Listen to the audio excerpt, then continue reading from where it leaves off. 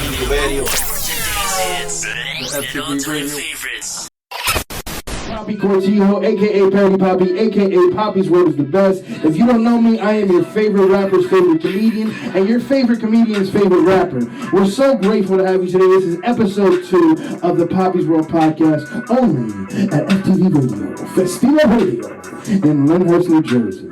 I'm here with a good friend of mine, an awesome comedian, man, and an actor. He's a jack of all trades. The beautiful, the amazing, Easy Comedy. Yo, I'm so glad to be here. Hell yeah. Thank you for having me on. Hell yeah, bro. Come on, bro. I'm so happy to have you here, man, this week. Shouts out to Easy Comedy. It's been so great, man. We just took a tour of the FtvRadio radio station, man. Tell me a little bit. What do you think? How do you like it? This place is so legit, man. Like, it's amazing. You come back and you really see like this is really like top notch. I appreciate like everything this dude is doing because it makes me like, okay, I own a media company myself, and it's like, this is way better. This is how it's supposed to be done. So when I see this, it's like, okay, this is where my stimulus check is going. Feel me? A stimulus. That's Easy Comedy, baby, man. We're so grateful. Thank you guys, everybody who's joining in today at the EEZ Radio.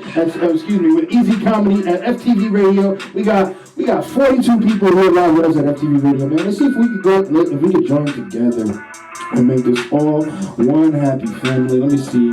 Thank you for your patience. Everybody who's joining in. We're so happy to have you here. Let's see.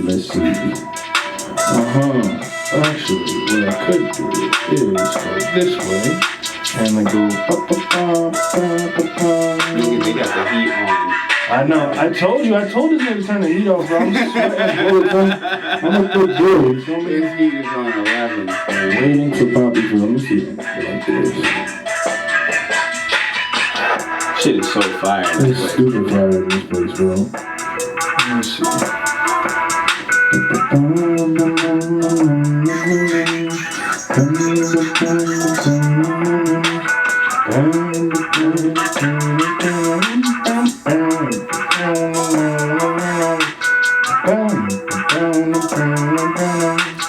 Let's go, there we go. Come on, here we go. 1, 2, live. Go live with FtvRadio. Live? Oh, baby! There we go. There we go. We're at 100 right now. Okay, 0 to 100, real quick. Let's see. Let's get my boy. Oh, here we go. There we go. There we go. Wait, let me get me. Oh, is the sound missing? Yeah. Okay. So that's not gonna work. So I'm gonna do this. All right. But yeah. This week has been crazy. This week has been really crazy, man. Tell me about your week so far. Let's keep it going, man. So tell me, what's your week like been, man? My week's been absolutely insane, bro. Like, I'm still working. I'm bartending through this pandemic, right, which is ass. Mm-hmm. Because if you go in bars, them shits is like ghost towns. You feel me? Mm-hmm. Like, that shit's like The Walking Dead. Like, nobody's walking in that motherfucker, man. But honestly, bro, like, I still be thankful to have a job, nigga. Hell yeah, bro. You feel me? Like, I'm doing this. I'm still able to do everything I love. So it's hard to complain. Oh yeah, man. We grateful out here, man. I mean, it definitely is hot in here, but we're grateful to be here. We're grateful for just another day of living, man. Let's see. So Easy Comedy, man. Let's just talk about, what does it mean to you, man? What is this comedy stuff to you? And what's been your biggest inspiration to get into the comedy game, man? My thing is, comedy to me is an expression of myself, right? So if people ask me a lot of times, like, yo, you don't say how you really feel. I'm like, bro, when I go on stage, I say how I really feel. Mm-hmm. If I say that regular shit in person, I'm getting canceled, nigga. Exactly. Like, I'm getting canceled. Exactly. I'm getting like, this guy's a misogynist. He's an asshole. He's like all these other like type of judgments. But when you do it in comedy, you're able to say everything like how you really feel artistically. Yeah, man. It's almost like an artistically free expression. I totally get that. So like, I feel like comedy allows me to honestly be me. Right. No, I definitely completely. You know what? It was funny about that is because since I started doing comedy, I feel like I've become more of myself, more outspoken. Because I feel like when you're writing a joke, right? When you're sitting down, it's like I'm gonna write a bit. You trying to be real funny, and you trying to like. Obviously, you are funny, but you're also trying to show your experience, like you said, right? But you're trying to do it in your best way. And I feel like comedy has allowed me to understand how to communicate better with people, and even just like just express myself. I feel like comedy is one of these things that everyone should try. Right. When people are like, I don't know if I'm funny or not. Well, you're not gonna know until you fucking try. Exactly. Right. But I feel like the reason why everyone should do comedy is because you understand the amount of power that your words have. Right. You understand like what makes people tick, what makes people laugh. You know what I mean? Like when to walk on eggshells, when to crush an eggshell. Right. You get what I'm saying? Like, and the thing is, like, I feel like once you try it, it's one of those feelings that you can't buy. Right. So let me ask you, where was your first set that you ever did, and how long ago? How long have you been in the game? I've been doing comedy for a couple years now. Okay. Right. But I remember my very first time doing a bit. Right. Okay. My very first time doing a set was at the Bassett Country Club. Okay. Hold on. For those of you watching on my show, this is a black man. He said his first comedy show ever was at where? The Bassett Country Club in Middleton, Connecticut. That sounds racist as hell. Yo, bro, like it was crazy. Is right. This is my very first set, right? Mm-hmm. And the beginning, all my jokes are black jokes. All my jokes are like black jokes, broke jokes, my dad jokes. Like all those kind of jokes, you know what I'm saying? And I'm doing it in front of a white crowd. Right. Like these motherfuckers. I mean, how white? You talking about like Sally Mae white? You talking about like dude from Malibu Most Wanted white? What kind of white? I'm talking about shorts all year round. Okay. Like flip flops in the snow. Okay, I get that. I see that. Right, and I remember before I perform, I always gotta take a shit. Okay. Right? Before every performance, I always have to take a shit. It's almost like religious at this point, right? And it started since the very first one. Right?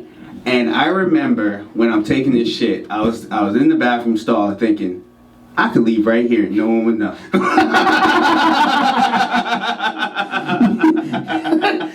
I could just take off. Right.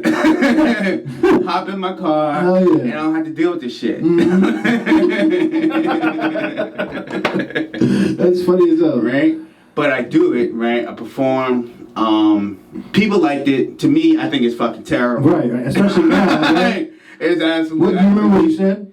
Yeah, one of my very first jokes I ever wrote, right? Yeah. Like it was super inspired by like Kevin Hart. Kevin Hart was one of my favorite comics at the time. Yeah. At the time. I was like, nigga. At the time. You sure? No. Whoa. No. Listen, respect to Kevin Hart. Shouts out to Kevin Hart. Give the man his credit. Yeah, especially back then on stand up, he was heat. At that time, he was one of my favorites, right? So I wrote this joke where I was like, my dad's breath is so bad, as soon as you smell it, it just makes you shake your head no.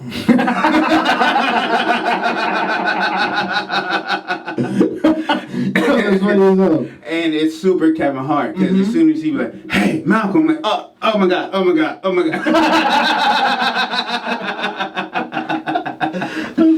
And that's super, like, but when you look at it, shouts out to join. When you look at it, though, that's a super Kevin Hart joke. Definitely. Yo, those old Kevin Hart bits, though, those used to hit. I mean, his first joint, like, those are killers, man. Bro, his first joke was still one of the funniest shits to me. Mm-hmm. And people really sleep on, I want to say, I'm a grown little man. Yeah. You know what I mean? That's why I want to still give him his credit, because I'm a grown little man. It's phenomenal. Of course. No matter when you play it, no matter what year, it's phenomenal work. Mm-hmm. And you can't knock a man for getting paid. Right. One of my favorite lines from Jay-Z is, right, he goes, would you rather be underrated or overpaid? You know what I'm saying? Exactly. So See, let's get this money, my nigga. Listen. Before we go any further, man, if you don't know, let's get this money, fam. Who this man is, let's just talk about who you are a little bit. Who you are, Paul's in my life. Yes, as a comedian friend, man, we've worked together for a while now. You know, I think what was that? Well, our first video we did together ever, I think, was the coronavirus. Right? Hold on. Was it? Was it? I think it was Karen. I think the first video we did was Karen. Let me see. I think I might actually have a clip of that.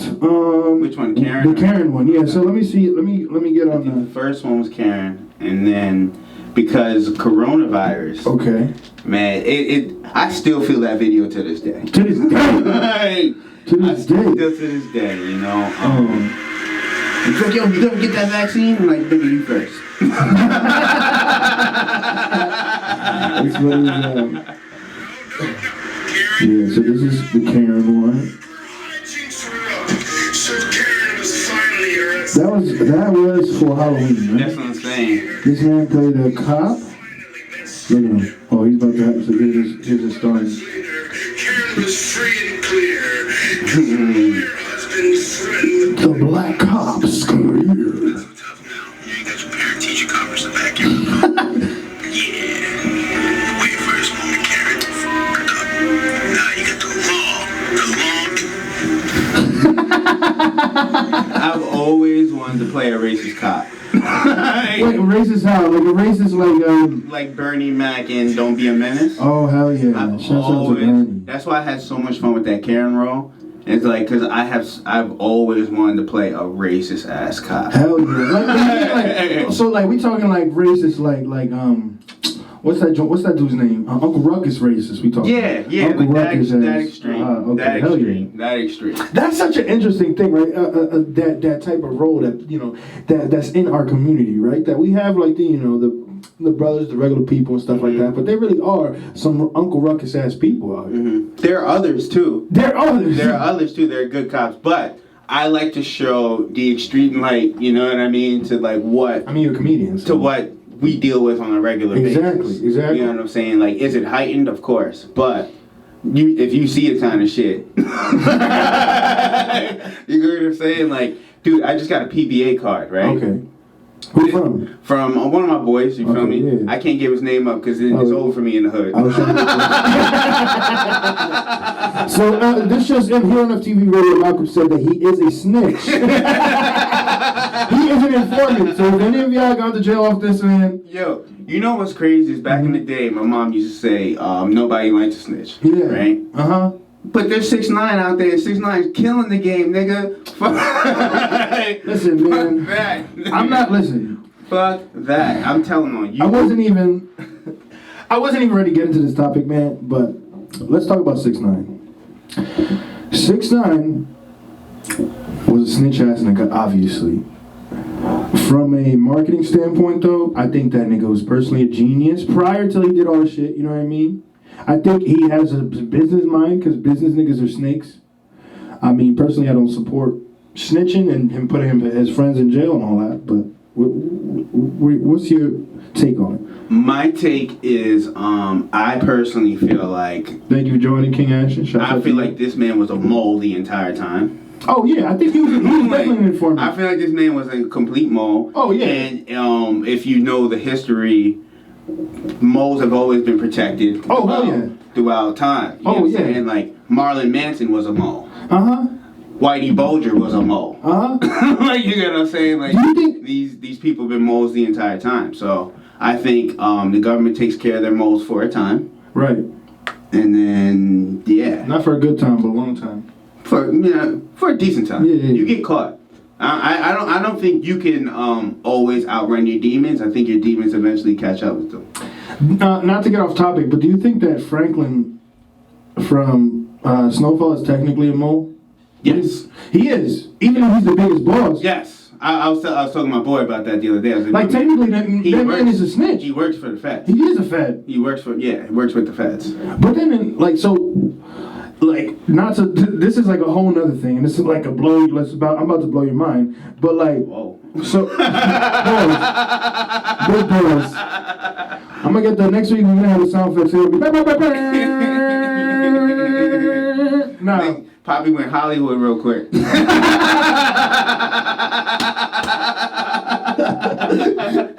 Okay, but hold on a second. Nah, so what you think? So does that mean that technically the whole fucking game is a lie? Because if let's say Snowfall was real, right? Let's say all of that shit was considered real, and that's what really happened. The CIA, I think that a lot of it's real, but obviously for TV it's fabricated some shit. But let's say that the CIA had every tie to everything that came into, like, as far as drugs. Mm-hmm. So this whole shit that don't snitch is kind of bullshit because it's really only for the streets. Well, no, I wouldn't say that because, think about it, right? So you know how we always talk about bad cops, right? And how cops don't expose bad cops, right? That's because cops don't believe in snitches. Right. And on themselves. Well, cops not on themselves. On each other, that's what I'm saying. Like, on cops. Italians don't snitch on Italians. Of course. Russians don't snitch on Russians. What's that called? There's a specific name for that law. You know, honor. I haven't watched The Sopranos this year. Ethics. But there's a name for it. There's like a code or whatever. But whatever. Anyway, continue. But yeah, I just feel like it's not just a street thing. I honestly think it's a code and loyalty thing. No, I understand what you're saying, but what I'm saying is, right, is that, okay, so there's a code for street loyalty, but at the end of the day, the nigga on the block, right, who's selling the dime bags, he's working to become Franklin. Mm-hmm. And if your whole thing is to be as street as much as possible until you were fed, ain't the game rigged? That's what I'm saying. But my thing is, right, we're talking about the show Snowfall at the moment, though. We're talking about the show Snowfall. Yeah, shouts out to Snowfall, man. That's a crazy show. Just for anyone who's just listening. But what I'm saying is, like, I get what you're saying, but he's never shown, he's loyal to the money. Right. If you watch his character, right, he's always loyal to the money. He's not loyal to his niggas. He's not loyal to the streets. He's loyal to the money. Mm. I like, and you have to understand that. You know what I'm saying? Like, I feel like a lot of times, right, everyone wants to fight fair when everyone's not fighting fair. Right. You know what I'm saying? He's not fighting fair. And I think to get to the top, it's going to be really hard to fight fair. You over here talking about code and honor, while niggas is over here snitching on you, kicking you in the dick. Like, it's true, though. You know what I mean? Like, it's very true. Are you going to win that fight? Who's going to win that fight? The dude that's over here worried about code and honor, or the dude that's doing anything to kick you in the dick? Right. So it just depends on how you want to win and how you want to sleep at night. No, I definitely hear that. Now back to, you said that before anybody thinking, again, it is Poppy's World, aka Perry Poppy, aka Poppy's World is the best. Here with Malcolm Lee, aka Easy Comedy Man. This is one of my good comedian friends, one of my writing friends. We also do a lot of directing skits and shit like that together. We were talking about his comedy career and what he thinks about just things in general. So you said that you do comedy a lot to express yourself. Now, who would you say is one of your biggest inspirations? I know you said you were mentioning Bernie Mac before, but like Bernie's the GOAT, man. I think personally, like, you have to take. I take bits and pieces from everybody. Yo, BB, thank you for joining. I take bits and pieces from everybody, but obviously. I think influences. One of my things is I write double-sided jokes. Right. So if I'm saying a joke, I'm not just saying it for no reason. Like, you know what I'm saying? Like, even my masturbation jokes, I'm saying, like, you know what I'm saying? It's a double-sided masturbation joke. Yeah. But I feel like PAPISWORLD PODCAST. I feel like it's not about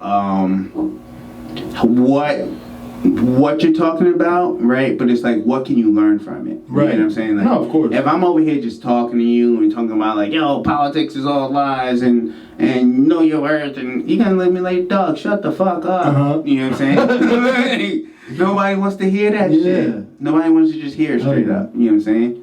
But I try to put in a joke. So I would say, like, Dave Chappelle is definitely a huge influence. What he does is amazing. Chappelle Show.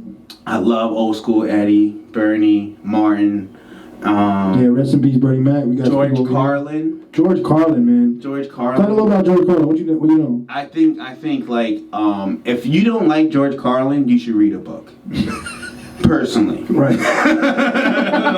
Respectfully. I just think you should just start reading, you know, and not just history books, because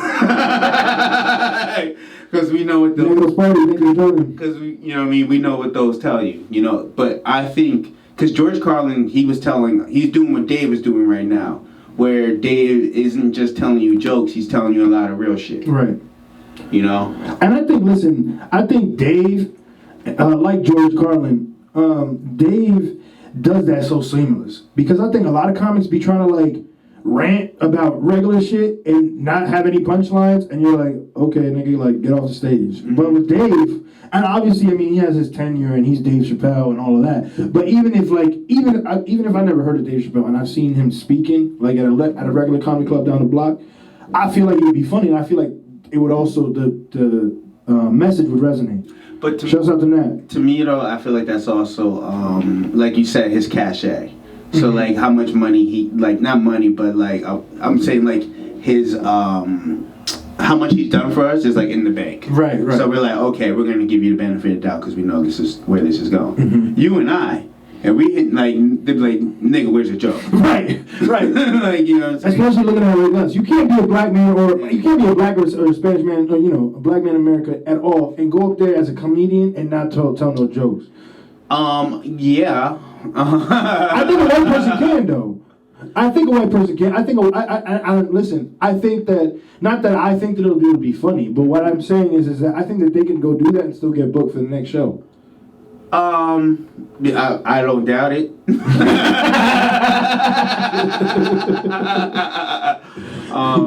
But yeah, I don't doubt it. But to me, though, what's that gonna get you? Right.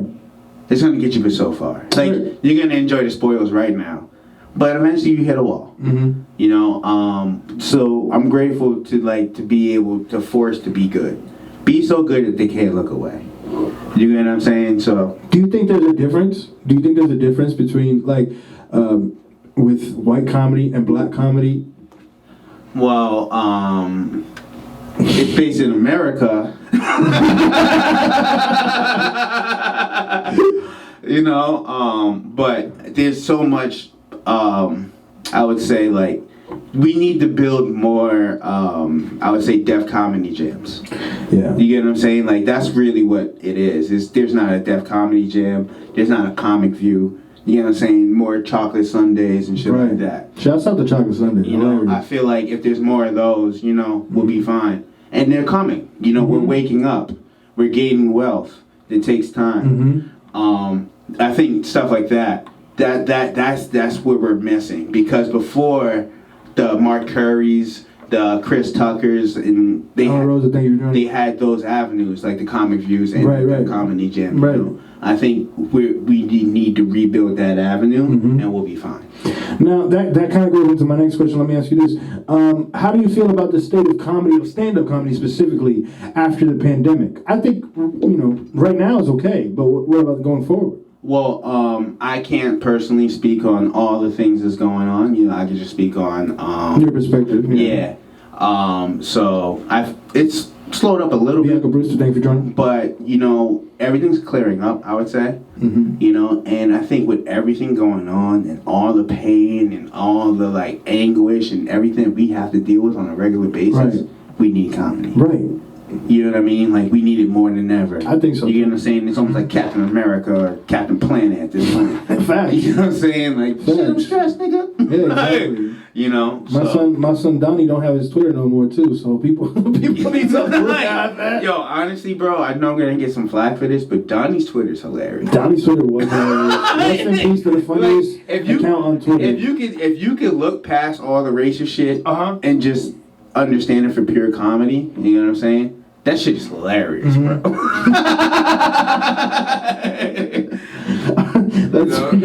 It's hilarious, bro. If you just gotta look past all the racist shit, you know what I'm saying? Are you supposed to look past the racism? No, but I think if you were to dwell about every racist situation in America, you'd be a very upset Negro. Right. Facts. Especially as a man, I mean, no, man or woman, but as a man, it's like, yo, every day, like, you're gonna deal with something. I have to deal with it every day. You know, so I just feel like, we're getting better. The thing is, like, it's gonna be a continuous fight, but dude, I don't dwell on all that shit. I try to find the beauty in it, you know, like. I got the PBA card. I told you that's the closest thing I'm getting to white privilege. Exactly. That's so close. That's it. That's it. He still probably whipped my ass though. My my girlfriend's brother is a cop, right? And I mean, I don't really have much connection with him, but he had to put that disclaimer out there. Shouts out to Michael. He's a good guy. So he can still buy weed. Listen, he's legal now, nigga. I got a joint right here ready. What's it called? All I want, like, for when I finally marry his sister, all I want is a gold card for my. That's all I want him to give me, a gold card as my wedding gift, you know. But let me ask you. So I've seen you in a couple things now. And what would you say is your comedy style? You know, I know that you do you do stand up. I've seen you do improv. I'm gonna show the next clip of another skit that you've done right here. But what would you say? One is your favorite. And two, you think is your best at? One, what's your favorite? Two, what are you best at? And what do you think is gonna make the difference? Like what, like that sets you apart? Okay. Wow. Okay. For me, with the question. So that's again. Let me just tell you again. What sets you apart? What's your favorite? And what was the other one? What am I best at? What are you best at? Yeah, okay. I'm high. So what sets me apart? I feel like my style is very me. Shirley Davis, right? Like, I've had comedy coaches, right? And they say, like, the difference is when you leave a set, these people need to know who the fuck you are. You get what I'm saying? I'm fucking me. And I think one thing that you understand when you go to see me perform is that you're like, yo, this is my nigga right here. Huh? You know what I'm saying? Like, this, I mean, he's a regular nigga. Like, you don't see me trying to be funny as to just saying some funny shit. Right. Right? So I would say, and then you were like, yo, what am I best at? So that was the one. So which one did you just answer? What was your style? What was my style? Okay. So my style is fucking raw me. Raw you. Okay. Raw me. Like, oh shit, I can't believe this nigga just said that. Like that kind of Word. shit. Alright. What I'm best at, I would say my writing. My writing and imagination. Weed takes me to a different fucking place. And I'm that dude that we could be sitting here mad quiet and I just start bawling laughing for no fucking reason. Same thing with me. Same thing with me, bro. I be clapped. Yeah, I'm bawling laughing for no fucking reason. And so now what comedy allows me to do is bring that imagination to life.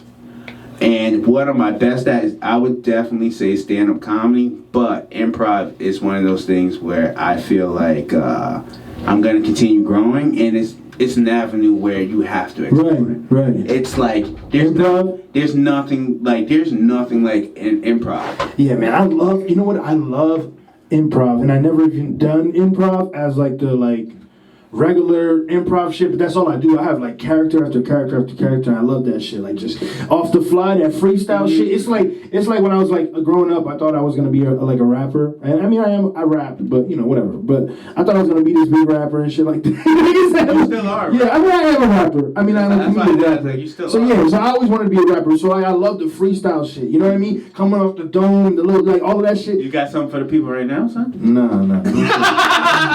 Listen, check it. Listen, I'm interviewing you, nigga. Check it. Nah, but yeah, that's why I'm so for real. Improv really is something really There's nothing like improv to me, you know. Like so, I feel like I'm trying to be a jack of all trades. Right. I want to be dope at everything. Versatility. Because the thing is, right? I feel like. All right, if you're good at one thing, you still limit yourself. But it's like, they're like, yo, we don't have any actors, but we need writers. Do it, all right. We don't have any writers, but we need actors. Nigga, I act. You know what I'm saying? Like, yo, we just have time. I tell jokes. You know, so it's one of those things. I'm trying to be the jack of all trades. And I feel like when you're good in front and behind of the camera, that's when you really get paid. Hell yeah. Hell yeah. No, that's for sure. Yeah, I definitely. One thing I like about this nigga right here, man, is that we're on the same wavelength about that. I personally want to be a very versatile comic, whether I'm an actor, whether I'm a singer, whether I'm a rapper. I'm gonna do whatever it is to take to get you in front of your eye, and I'm trying to get my editing and my cameras real good. So we moving up in the world. Shouts out to FtvRadio for this amazing podcast spot that we in. It's an amazing location. I told him, bro. Just in general, the amount of product that you can produce. I fell back into the bed that was on the floor. Nigga, we woke up the next day at 6 p.m. So his mom knocking on the door talking about something. His mom was like, "Hey, listen, I gotta take him home." And he's like, "What you mean?" He's like, it's the morning. He was like, "Nigga, it's 6 p.m." That's been my life ever since. So yeah, no, but that was the highest I ever been. Waking up at 6 p.m. I swear, that was the reggiest the reg, but yo, I'm telling you, I don't think I'm ever gonna get as high as that time, man. Yo, so we're here on FtvRadio at the Poppy's World Podcast with my good friend here, Easy Comedy, Malcolm Lee, man. We're talking all things comedy, all things career, all things ways going on, man. So let's get back to a little bit of your comedy stand-up experience. You said stand-up is what you do best.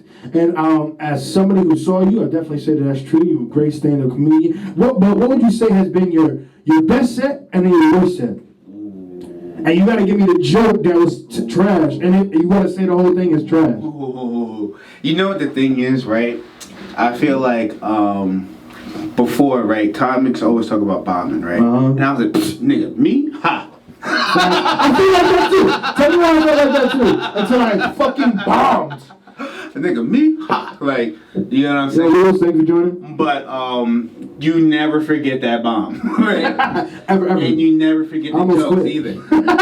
I did it, but the worst part is, right, I bombed in front of co-workers and friends. Oh. Right? So now, like, for 2 years, everyone's like, I'm funny in this nigga. That's the worst shit ever, bro. I've been working on my craft, and niggas want to come to me like, no, nigga, I wrote some shit that's more funny than you ever said. Like, cat. Right? So, So what was the joke that did it? Well, killed the room. Yo, it's hilarious, bro, because, like, I remember it, like, I still remember it, right? I said, don't scream Black Lives Matter if you're in a gang. Nigga, you killed my cousin.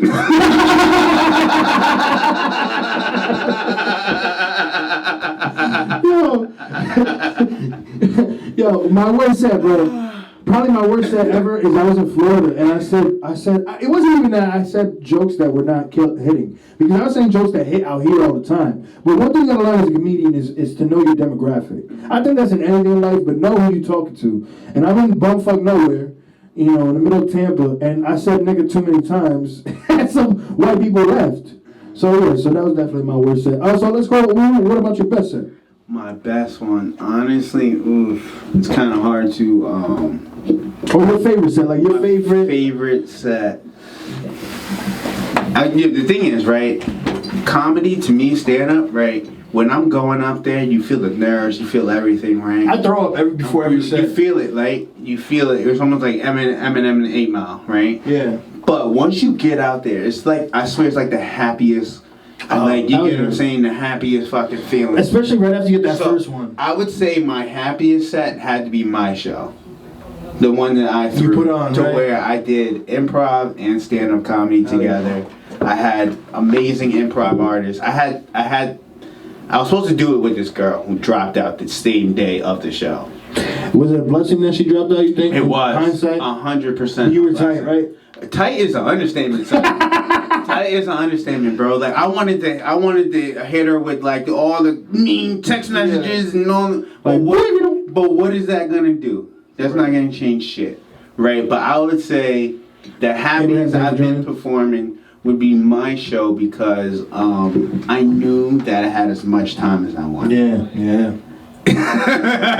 Like, I could keep going. There's no like, yo, the light. Like, nah, I just keep going. Joking like a pastor. He said, I'm finna close. You get what I'm saying? Like, kept going. I just keep going. And I would say that's the happiest, because like the amount of work that you had to put in beforehand, the amount of work that you have to put in for a show is phenomenal. I think people don't completely understand when you throw a local show how much you put in. When it comes to buying out the venue, ticket prices, vendors, niggas texting you the day of, calling out sick. Mm-hmm. I'm talking about like people, you're like, yo, I'm coming to the show, but I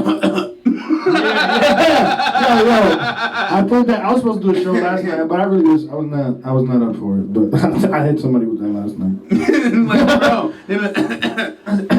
you're like, yo, bro, like it's a lot. But I would definitely say that's the highlight. What about you? Man, I think, you know what? One of my best shows ever, right? It was at this. It fucking sucked for me personally. The whole time before that sucked. One thing about me is I get real nervous, like you said. Like I get real like. I just feel all like butterflies in the stomach shit. I'm like, and even though I know what I'm saying, I know what I'm gonna do, and I know what's gonna kill. You know what I mean? I know what's gonna work. But I'm still nervous, right? But I went to the show, and I got there. I had acting class in the morning. I was in the city. It was in Jersey City. It was a last minute shit. I go there at 4 o'clock because they talking about it starts at 5. And if you want to be on early, get there early. I get there before the person who's putting the show on gets there. And these niggas don't put me on until 9:30 at motherfucking night.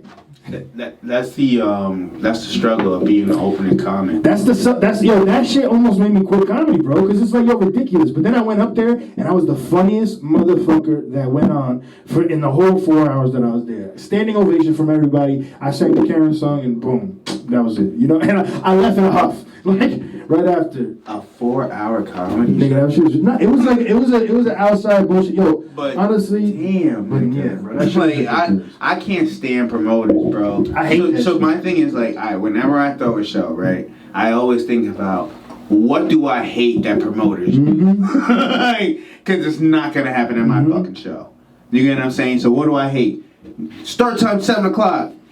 All right, we're gonna start in an hour. It's at 8 o'clock. Yo, we're gonna start in 30 minutes. It's at 8:30. Yo, we're gonna stop for 15 minutes. It's like, bro, like niggas got work tomorrow. Exactly. You know what I'm saying? They took like almost an hour break in between. Bro, I just can't with certain things. You know what I mean? So, damn, a 4-hour comedy show. God bless everyone that's paid. But like, damn, nigga, no, no. Who would like, bro? Like the thing is, right? Unless you're bringing out Dave Chappelle, right? Bernie Mac came out the dead. Chris Rock, right? Chris Rock, right? And I don't know who else. All on the same fucking show. Eddie Murphy, yo, yeah. Stand up crazy too. All on the same show. That's the only reason why it should be a 4-hour. Hell yeah, because you give them each an hour. Because I'm gonna sit there for the 4 hours. That's what I'm saying. I will sit there for 4 hours for them. That's what I'm saying. But cut the shit out. It's ridiculous. Though what sucked too is that half the people that I wanted to see my bits, like. But this is what I'm saying. Yeah, that's the worst part. Cut the shit out. 4-hour comedy show, niggas suck it. There's times, right, where like in the city, where they put like 25 comics on. Like, bro, who's trying to sit there for 25 comics? Not us. Like, what are the chances that there are 25 good comics? And my problem is too is that I run on Puerto Rican time, so I be getting there, and by the time I get there, I'm signing up 23, 24, and I might be one of the funniest people there, but nobody's gonna see it because they all left by the time I'm done. Yeah, and by the time I go on, you know. Let's see. I got another question for you. We got a couple, and then we're gonna go to a new segment. I'm going to this show. Let me ask you. So, if you could work with any comic that's dead or alive, and open for them, who would it be and why? It'd be Dave Chappelle easily, because this man is literally like the comedy godfather, and I would just sit there like a fucking sponge and soak all that shit up. Yeah. Because honestly, it's either Dave Chappelle or Michael Shea, because Michael Shea has told jokes where I failed at. Yeah. So that Black Lives Matter joke, he honestly ripped it. Yeah. You know, when I told that Black Lives Matter joke, I should have read the room better. You know, I'm telling a joke anyway. You know what I'm saying?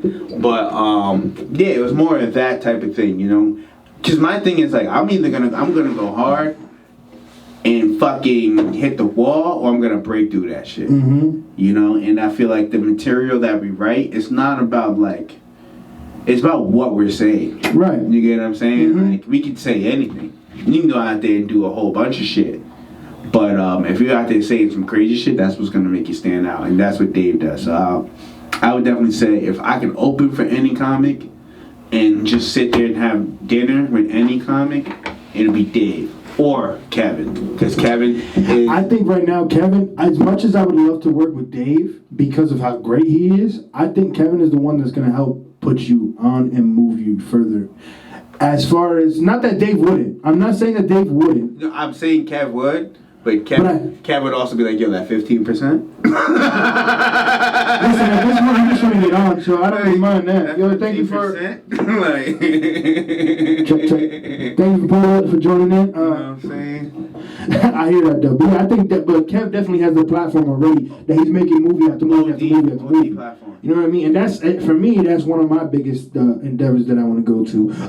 And as we move forward, we're going to walk into one of my next segments on the show. It's not a segment that I'm going to be able to do with a lot of people. And if you've been watching, we've pretty much been doing this all day anyway. But this is a segment I like to call Comedians Breaking Down Systemic Racism. So, I'm gonna give you this phone because sadly at FtvRadio today I swear this is his topic. This is my topic for sure. This is definitely my topic. We're gonna talk about this is literally just in the same week all this racist shit that came out. So we're gonna be breaking down comedians breaking down systemic racism here at FtvRadio. So before we go any further, we're gonna show you this clip. Let's see if I can find it. This clip, here it is. I'm gonna put it here, and I'll watch this. And Malcolm, just listen in while I play this. The couple also shared with Oprah that when they were expecting their son Archie, the palace brought up his title and security detail. Those months when I was pregnant, all around this same time. So we had in tandem the conversation of he won't be given security, he's not going to be given a title. And also concerns and conversations about how dark his skin might be when he's born. How dark the baby's skin might be. Oh. What? Oh. And God forbid, man. You can't have no black ass baby. That conversation with you. What? What? That's hilarious. Look, so this is Meghan Markle. Hold up. there's several conversations. There's a conversation with you. The Duchess of Sussex. About how dark That your sounds like baby a is thought going in to be. Essex. That sounds like some Lord did. Oprah asked Prince Harry about that. Okay, look, and then Oprah asks Harry what he says. What was that conversation? That conversation I'm never going to share. But at the time it was awkward. I was a bit shocked. Can you tell us what the question was? I'm not comfortable with sharing that. They say it was that lack of support that ultimately led them to step away from royal life. Do you think it would Do you think it would The couple Do you think also it shared would? with Oprah that All right, so listen. So if you didn't get all that here, I know that it was not shown all the way on the FtvRadio page. Oh, and if you're on Malcolm's Live, shouts out to all y'all, everybody that's on there.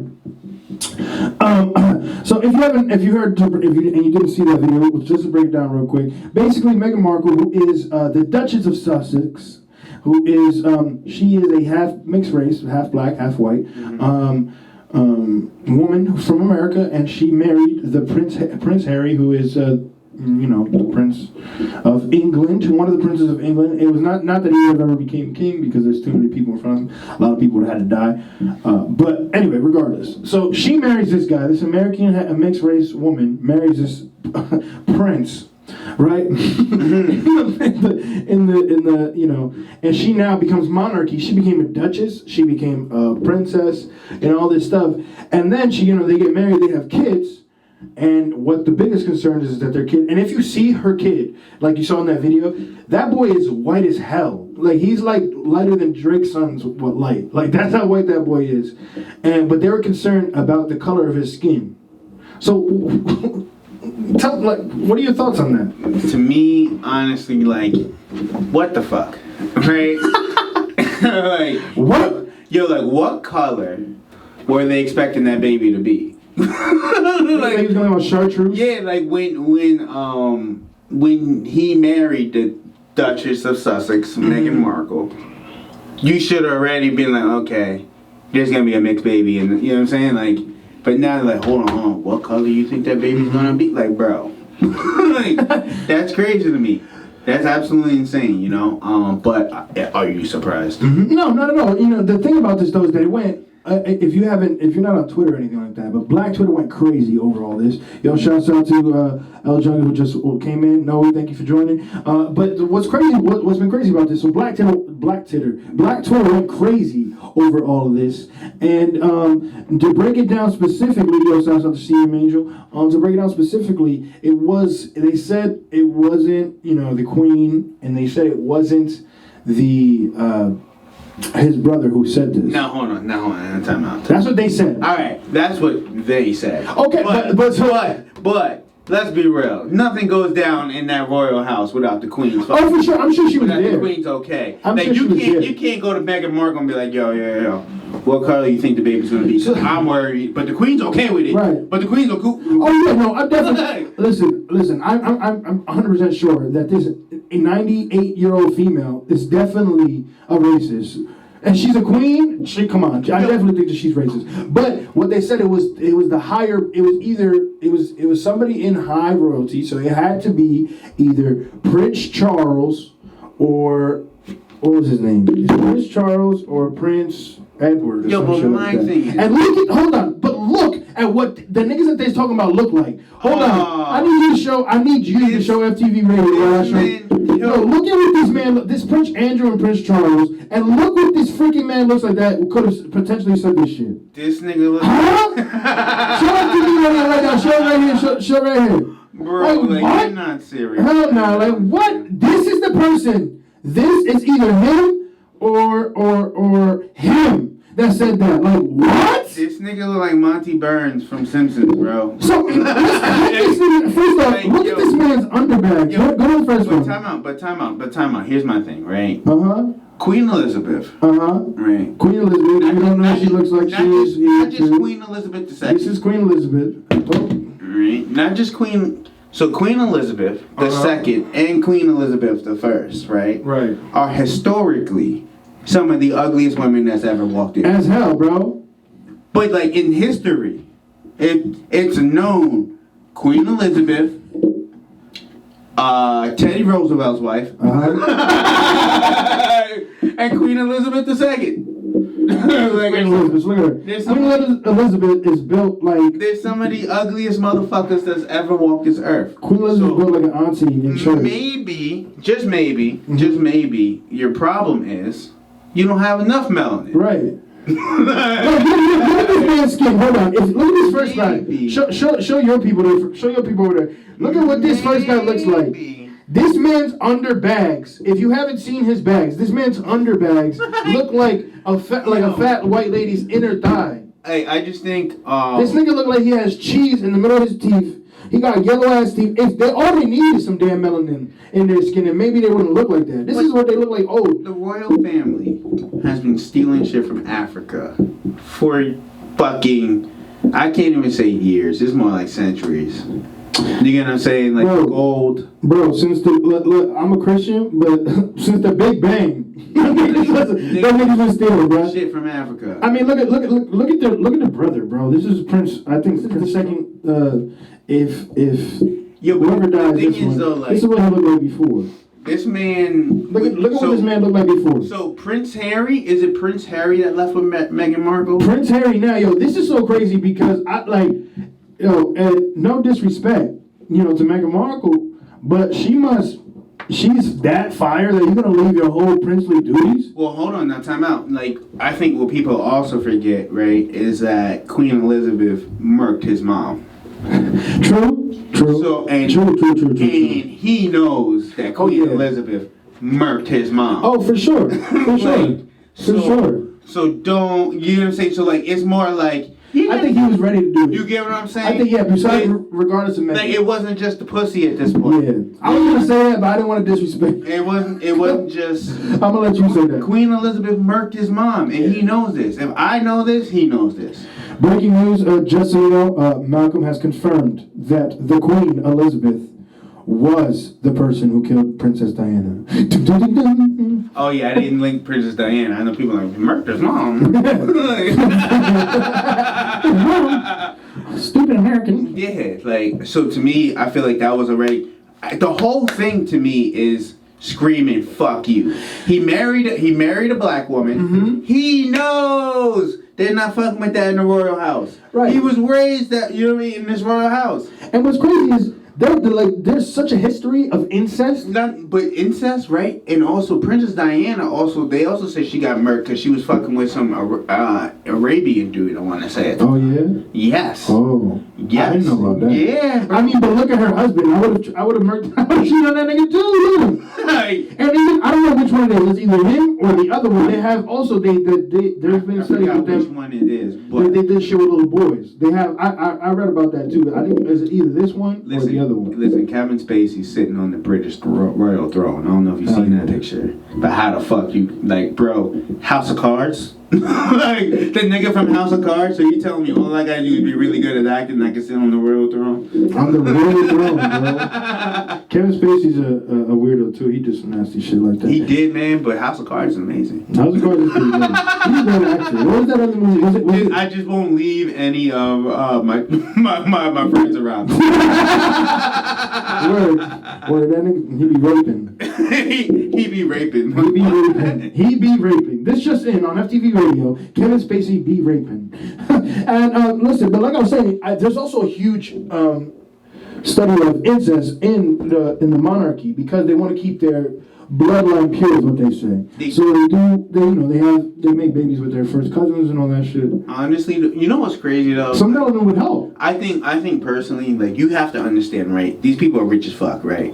And they're still that ugly. Still.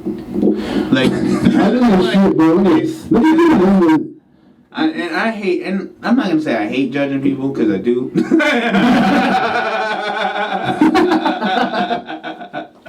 But shouts out to Abe, A Beautiful Truth. Thanks for joining, Ross and Sam. Damn, son. You ugly All Smoke Podcast, when you can toss on an Instagram filter and you still ugly. Ugly, bro. Ugly. It's just different, man. So honestly, like, for the royal family to be talking that shit, I'm not surprised. Yeah, definitely. Continuing with our topic of beating systems and racism, we have who was it? Papa John. Papa John. Let me see if I can find it. I have a thing here that says about it. Papa John. This man is ridiculous, bro. Papa John. How long ago was that he got caught saying nigga? Bro, 20 months. I guess it was 20 months ago. But look at this. Papa John says he spent the last 20 months trying to stop saying the N-word. And if that's not, hold on, bro. Like, what? Like, what? Like, 20 months? First off, it takes you that long to stop saying nigga? Like, yo, my thing is, like, yo, bro, like, one thing you have to realize, right, is that there's a Papa John's in every hood. And listen, Papa John's, where does Papa John's stand on your pizza ratio? Honestly, right there at the bottom, kid. It's right there at the gutter for me, bro. Like honestly. You taking pizza over Papa John's? Ooh. That's what I'm saying. But honestly, though, you talking about, like, pizza not at the bottom. Pizza is at the bottom. That's what I'm saying. Pizza is the bottom. Bottom. But Papa John, what, like, honestly, bro, like, there's no real flavor. That's why they give you the garlic sauce. Why don't you give you a fat ass jalapeno? Like, that's why they give, because they're doing anything to add flavor to that. But you like, okay, so you're picking Domino's over Papa John's? I would pick Domino's over Papa John's. I would. Personally, I use the Slice app, that new shit. This nigga. That shit is fire, man. That Slice app is fire, bro. You get the discount on pizza parlors. You're pretty much paying Domino's prices. You get what I'm saying? And same shit. Slice app, pay us. We dropping a free promo here. I'm just live, so I just want to make sure, right, that these restaurants also get paid too. right? But to me, honestly, Papa John's ain't that high on the list. No, of course not. Right? And Papa John's is literally in every single fucking hood. Always. Like, if your house is next to a Papa John's, you better believe right next to your house is a check cashing. Oh, hell yeah. Like, and a liquor store. Yeah. And the liquor selling code right at the corner. So I can't imagine the amount of niggas that he has to encounter every single day. Sure. But taking 20 months, bro? Why does it take you so long to take nigga out your... I mean, listen, nigga is one of my favorite words. I'm not gonna lie, but I can say it. But my thing is, right? My thing is like, if anything takes 20 months, that's it. You're addicted. Yo, you think he got the N-word chip? He said, I don't say it. Like, bro, 20 months sober, I'm not saying bro, nigga. I think it's in him at this point. If you're trying 20 months, like, you gotta think about it, right? There are crackheads that be in rehab for what, 6 months? Mm-hmm. You know what I'm saying? Yeah. 6 months, bro. You need to clean off crack, right? Cocaine. The most addictive thing in the world. 6 months. It's probably damn near. In 6 months. And it took this nigga 20 months to stop saying nigga. I think he still says nigga. I'm sure he does. I'm sure that he be... Yo, some of the memes are hilarious, bro. I'm gonna show my people right now, because this shit is hilarious, bro. I think he still says the word nigga. I think he needs better coaches. Oh, yeah. Look at this. Look. Papa John, when he went to 1 week without saying the N-word. Look.